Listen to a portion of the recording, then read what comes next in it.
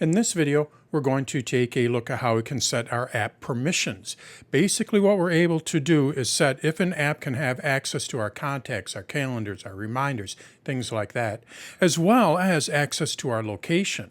And we can do this on an app-by-app basis. Now, if you like what you see here, stick around to the end. I'll tell you a little bit more about myself and how you can help support my efforts in creating these videos. All right, let's take a look at how we set our app permissions on the iPad. Let's go over to my iPad. So I'm looking at my iPad here, and if we look, you're going to see I have an app here called Good Task. Good Task has access to my reminders. It's like a to-do list. So what it does is it actually has access over to my reminders. In addition to that, it also has access to my calendar. When we look at my albums, this has access to my photos, so I can create albums. And then our last one over here, Hello Weather, this has access to my location. What we're able to do is set if we want any of these apps to access my information, such as my reminders, my contacts, my calendar, and even our location. The way that we do that is through our Settings app. I tap on it, and then what we need to do is we need to swipe up on the left side until we find Privacy and Security. This is going to allow us to set our privacy and security settings for each app on an individual basis. So now I tap on it. And then from here, our first option is Location Services. Which apps have access to my location? And when do they have access to my location? Is it while I am using it? Is it all the time?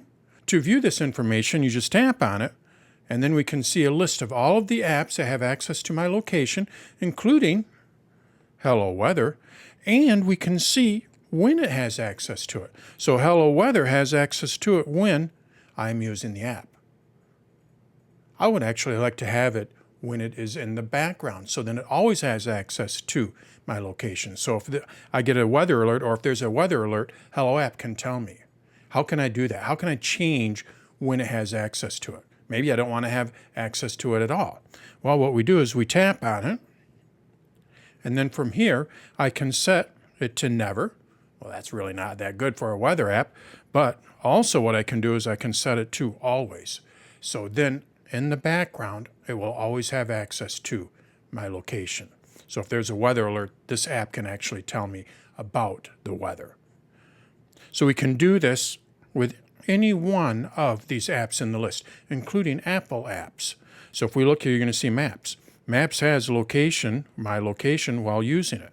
I tap on it, and I can set it to never.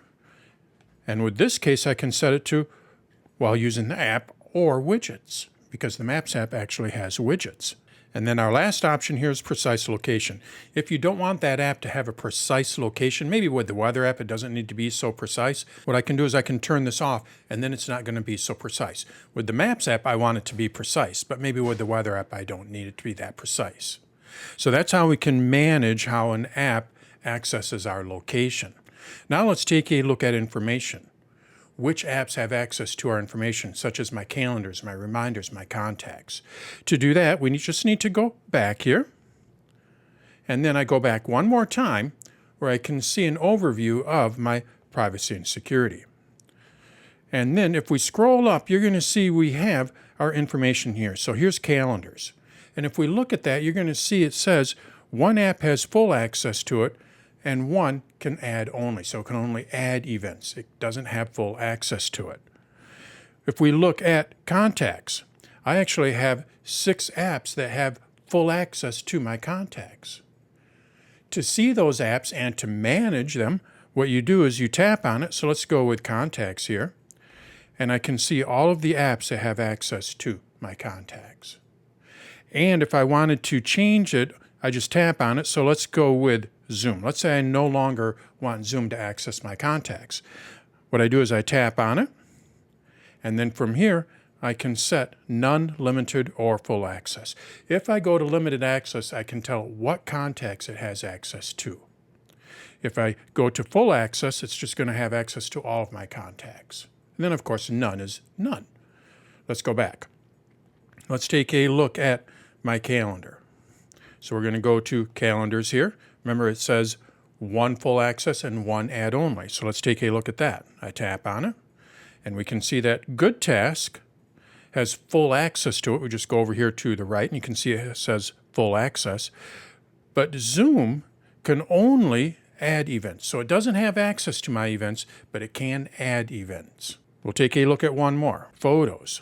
Which apps have access to my photos? You're going to see I have 4 of them there. So I tap on it, and then I can set or see which apps have access to my photos, and then I can also see how they have access to it.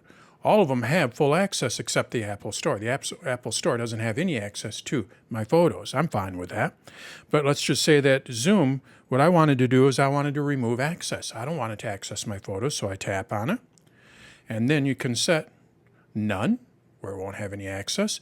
Limited access, you can tell it which photos it has access to, and then full access. So we're going to go with none. And now, when I go back, you're going to see that Zoom does not have any access to my photos. So that's how you can set if an app has access to your location as well as to your information, such as your calendar events, reminders, and contacts. This is all done through the Settings app, and then you go over to Privacy and Security. From there, you can set which apps have access to your location as well as to your information. So that's how you can set which apps have access to your information on the iPad. Now, if you found this video helpful, what you may want to do is like the video. You could subscribe to my channel. You can share it with your friends and family. I also have a couple of other options if you want to help support my efforts in creating these videos. I have a membership-based site. This is a subscription site, danstutorials.com. This site not only has more videos, but it also has an AI assistant modeled after an Apple Genius. This is a membership-based site, and what I'll do for you when you become a member is I'll take out all of the ads from the videos. You'll have access, full access to that AI assistant. Now, if you don't like subscriptions and maybe you'd like to have just a course on a specific device, I also have another site called Dan's Online Courses. This is not a membership-based site. It's more of a course site. As of this recording, I have one course on there for the iPhone, but I'm planning on adding a course for the iPad, including this video and many others. And when you purchase this course, it's a one-time payment. You have access to all of the videos within that course. So if you don't like subscriptions and you want to have a course designed for a device, check out dansonlinecourses.com. With either one of these options, you are helping support a small business. It is just me in a corner office of my house. I'm not part of some large organization. If you want to find out more, check out danstutorials.com or dansonlinecourses.com for more information. And thanks for watching.